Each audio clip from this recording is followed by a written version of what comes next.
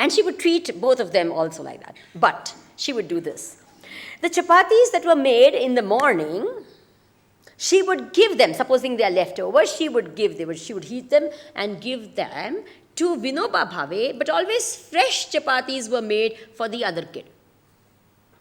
So one day, Vinoba Bhave asked his mother that you say we are both equal to you, and yet what do? Always treat this kid with this specialness. You give him fresh chapatis and you give me the morning chapatis. Why do you do that? And the reply that he gave is so wonderful. It's just, the mother said, I want to treat you both as equals, but what to do? It's not possible. Always I think of you as my son. And I always think of the other child as God coming to our house. How can I give stale chapatis to God? And therefore, I give him fresh chapatis. And the next statement she made was even more beautiful. She said that the day I start thinking of you as God, I will give you fresh chapatis also. Not that the day I start thinking of him as my son, but my own son as God. Are you understanding that? Khalil Gibran used to say, it's a beautiful statement that he's made, in the book, The Prophet, very famous. He says, the children are not yours. They have come through you, but they are not yours. Now this attitude, it's a matter of an attitude. What is your attitude? The minute you say, this is my possession, then what? This is a materialistic attitude. The minute you have that, then jealousy and, you all know it, isn't it? Why did you look there? Why did you not do this? This I expected you. I did not expect this from you. Why did you? So therefore, this is just check out, every relation of yours, just check out. Where are we going? Is it material? How material is it? How much of spiritual antra is there in it? And I'm telling you, you will find that the more and more spiritual your relation becomes with people, the more and more harmony and happiness there shall be. Now, on each day on this topic, we are going to take one particular aspect and then talk more elaborately. Today, I'm going to take the topic of giving and forgiving. Two very, very important things for maintaining harmony.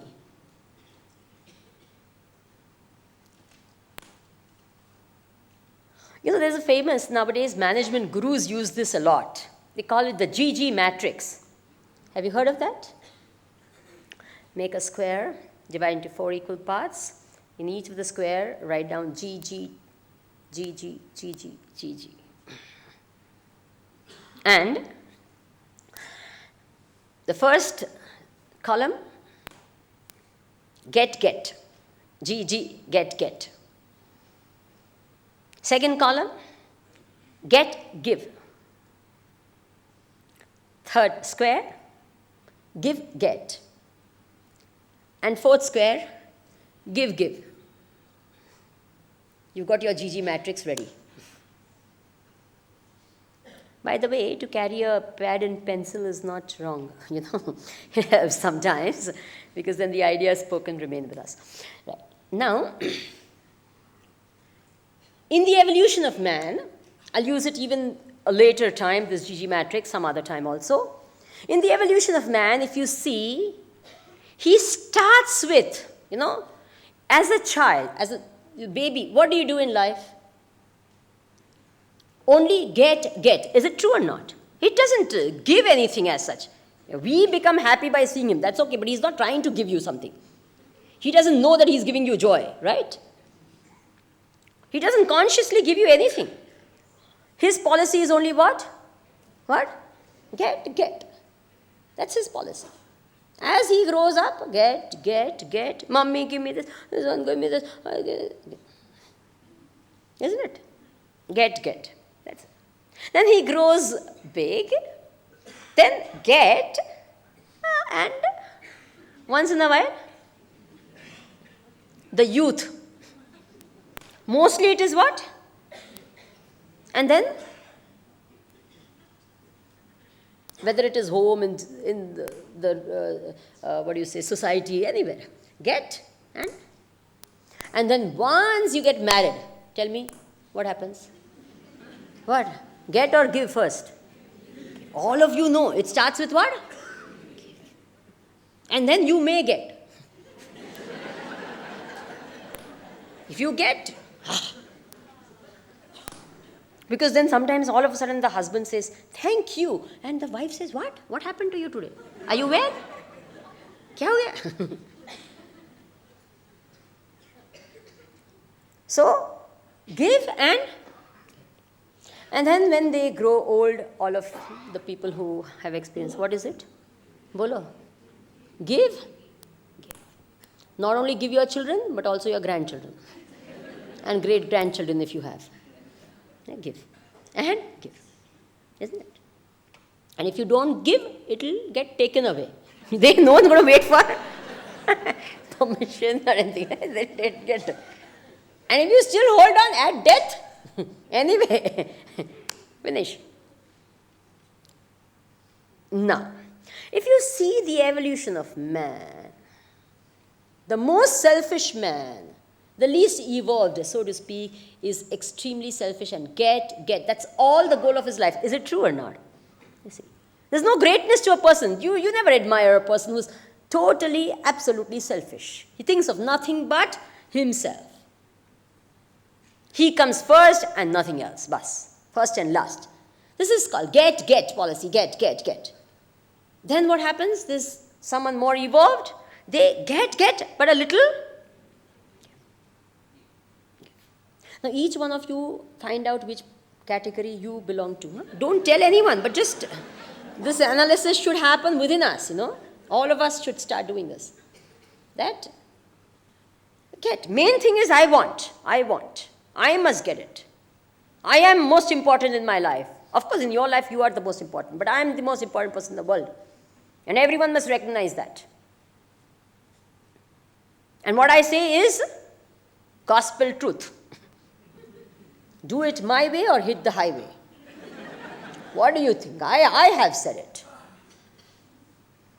Like this is the attitude. And then the little give also. Once in a while, to some people, you're giving.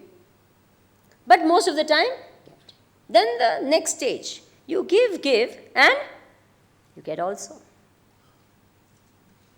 And the most highly evolved person, what is their life? What? It's only give and nothing but give. Pujya Gurudev, Swami Chinmayananda ji, those of you familiar with the Chinmaya mission, started this great organization. All of us, like, sannyasis, monks of the Chinmaya mission, we've studied in a Gurukula. We didn't pay a single paisa for the Gurukula residential school education that we got over there. Nothing. Clothes, food, everything was given. Not only that, they took this wonderful knowledge that you just couldn't have got it anywhere. This was given to us. And at the end of 2.5 years, one of the brahmachari, in all gratefulness, went up to Gurudev and said, Gurudev, you've given us so much. What can you give back? What can we give back to you in return? He says, nothing. He says, please, Swamiji, tell us something that we can do, something. What can we do? He says, next time when we meet, give me a smile. That's it. I don't want anything from you. Why did you do all this? Bas, for the sheer joy of doing it. Are you understanding? Expect nothing. One story was amazing. Pujya Gurudev's trek through Uttarakhand, you'll find this. He himself has experienced this. He was going, and in a Himalayan cave, when he went, he saw this great monk, so he immediately went and prostrated to him. And he saw that this man had an insect on his leg, and it was biting into his flesh. The insect, and it was really biting, it was eating, and then it would fall off. So Gurudev used to take it and put it back. I mean, not Gurudev, that saint used to take it and put it back. Then it would fall off again, and he would take it and put it back. I mean, you would think he's a massive, what? What is it called? a masochist because he's like causing pain to himself. But no, when Gurudev said, Ki Mahatma Ji, why do you do this? He's saying, the purpose for which this body was made has already been served. I have realized the truth. I don't need this body. If this creature needs the body, why should it not use it? What use is it to me anyways? So let it, it's surviving on this. Let it use this body. Can you imagine? You give off your body, you give off everything of yours. I mean, these are things that they sound too far-fetched for us at our level. Doesn't matter. But I'm saying you can reach a stage in life when your entire being is only for others, for giving. And that is the highest stage of evolution. Now, people may think there's evolution and ideas of civilization and ideas of, being progressive and advanced and all that is the more material we have, the more we are advanced. That is an outer advancement, but the inner advancement is how much are you able to give? How much are you able to sacrifice? How much are you able to help others, give of yourself to others? And that is your measure of evolution. So, get, give, get, and give. Now, if we have understood this, all ladies, especially, when they cook, have experienced that the joy of feeding is many times greater than the joy of eating. Do you agree?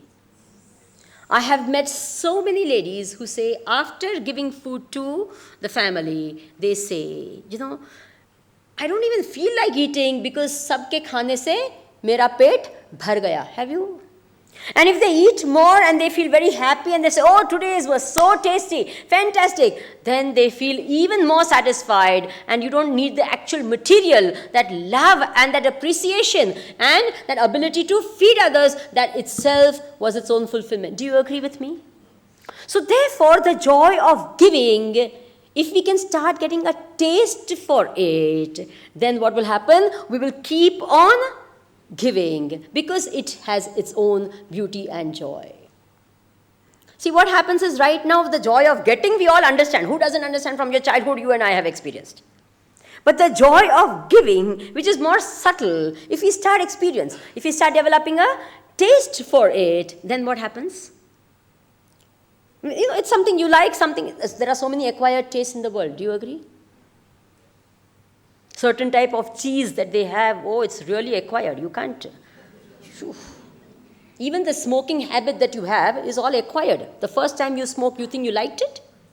You threw up. Not you threw up means you threw out all the smoke. And you started coughing and the entire system said it's bad, horrible. But then, what did you do? You said again and again and again. And the second time, third time. And then, isn't it true? So these are all what? Acquired tastes. Similarly, the joy of getting, everyone knows right from the childhood, but once we start experiencing, we acquire a taste for the joy of giving, then what happens? Then we start giving more and more and more. And then we understand, we grow also in that. Now, a few years back, see, our hands represent giving, isn't it? The hands are the pratik, the symbol of giving. And that is why in India, in the Hindu culture, what do you do as soon as you get up in the morning? Karagre vasate Lakshmi, karamule Saraswati, karamadhye tu Govindam, prabhate karadarshanam. Is it true or not? Only some of you are nodding. You get up in the morning and you say, in my hands is the ability, what? Vasate Lakshmi, wealth, is the ability to gain wealth. In my hands is the ability to gain knowledge. In my hands is the ability to gain God. So, O Bhagwan, may I use today these hands for good purposes. That's the whole. You do that. Karadarshanam. May these hands, which represent self-effort, which represents a progress, that I can progress through the using of my hands, using of my entire body and my mind for doing good. So Bhagavan Prabhate Kara Darshanam. This is what you do it every day in the morning. This represents giving hand. Purushartha, self-effort. A few years back, Rotary International, every year they have a theme for the year. Some Rotary members would know. So a few years back, they had the theme, Lend a Hand. You remember? Lend a hand. Very interesting. Once I was called to talk on that also, lend a hand. Now, it's very, very important to lend a hand, but never give it away. What? What should you do? Lend a hand, but don't give it away. Giving also is very important. How should you give? What should you do? Otherwise, you get into trouble even in the giving part. You give the wrong things the wrong way and you are in trouble. So, lend a hand, but don't give it away. Let me explain this. I was traveling in the train once, and it happens because of our dress and our mala and all this stuff, people are very curious of what we do and all that. So, they strike a conversation with us. So, one young girl was there and came up to me, and they don't really know sometimes what we do and all. So, she asked me, Swamiji, aap haath dekhte hain? Do you see the hand? Can you tell me my future? That's what she meant. Aap haath dekhte hain? Can you see? They think all of us know such stuff, you know. So, aap haath dekhte hain? So I said, of course I can see anyone's hand, I can see yours, anyone I can see. From there also I can see your hand. So she gave me her hand and all, and I looked at it, you know, and I said, oh, you know, tell me, say you're going to get into deep trouble. What? I said, yes. You keep giving your hand to a stranger like that, you are definitely going to get into... You don't know me at all. You just, 5 minutes back, you meet me and you say, Swamiji. I said, thank God it's a Swamini sitting over there. Someone else is there and you give your hand. So don't give it away. You know, when you give also, it's like, you know, a consultant. He does your work and then, you know, you give what you have to give. You know, when you give your mind also, don't give your mind, involve yourself, but don't get carried away. It's a very, very important thing. It happens very often with us that we are not able to. I'll give you an example. Have you heard quite some years back of a Gujarati actress called Sujata Mehta? Okay, some of you at least. એ તો સાંભળે એ ખબર હશે બીજું બધું સામે ખબર હોય કે નહીં. So there was a very famous play in India where she was acting and she was doing the role of a terminal patient. And her acting was so fantastic, excellent. Yeah, I hear someone saying who must have seen the play also. And it was really good, you know. And she got lots of awards and this play went into many, many, many shows, you know. And it so happened that she started developing all the symptoms that the disease, you know, whatever was that disease, she started getting. And the doctor told her, if you don't stop acting, you're going to die. She had to stop acting that particular. Now, what is it? She got involved and she got what? Carried away. So give, but don't get. It happens how often to us. And then what happens? Then you decide, you know, you become very embittered. I gave and what happened? See, now I can't, I'm so unhappy. I want to get out of this whole thing and I will never give again. Have you heard statements of people they become bitter about it and they say, I'll never give again. I'll never give myself in any relation because it's very hurting. Have you heard people say like that? They get carried away, they don't know how to manage the relationship, they are absolutely emotions going haywire, and then,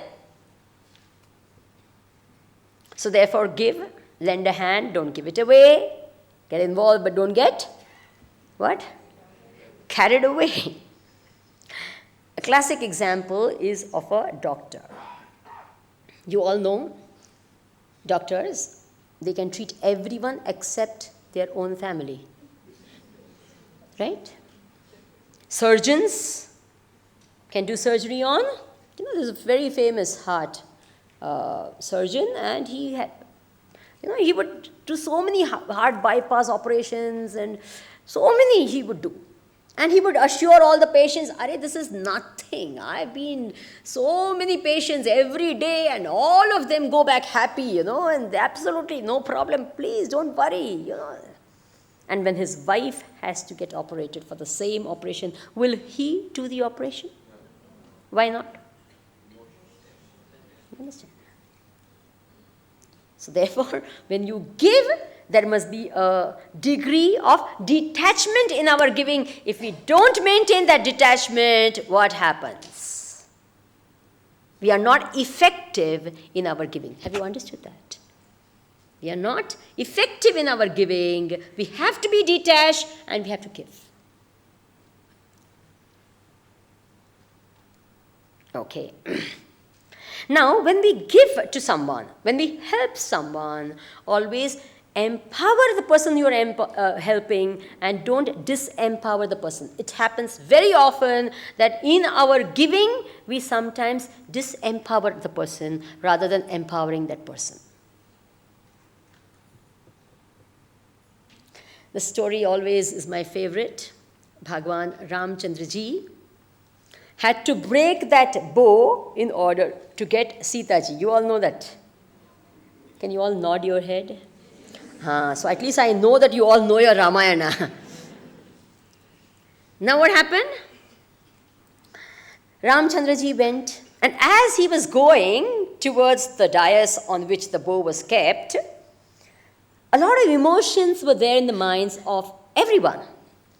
The people of Mithila, and Sita ji herself, the other kings who had failed to get Sita ji, all of them had different type of emotions. Some were jealous, some were mocking, and the people of Mithila, they loved Ramji instantly and said, he must marry Sita, isn't it? So he must be able to break that. And Sita ji herself had seen Rama and it was love at first sight, and she said, I want him as my husband. Now it was all... So Sita ji started praying. And you know what her prayer was? Sita ji started praying, "Oh Bhagwan, why did you have to make that bow so heavy? Why did it have to be? Why couldn't you have made it lighter so that, and after all, Ramji is so delicate. I mean, he won't be able to do it. I hope he does it. And oh Bhagwan, please make the bow lighter." That was her prayer. And the people of Mithila also prayed. And what is their prayer? "Oh Bhagwan, give Ramji the strength to carry the bow." Have you understood the difference in the prayer? Sita ji prayed that the bow becomes what? Lighter. And what did Mithila people pray? That may he have the strength. May he be empowered to do the task at hand. Have you understood the difference?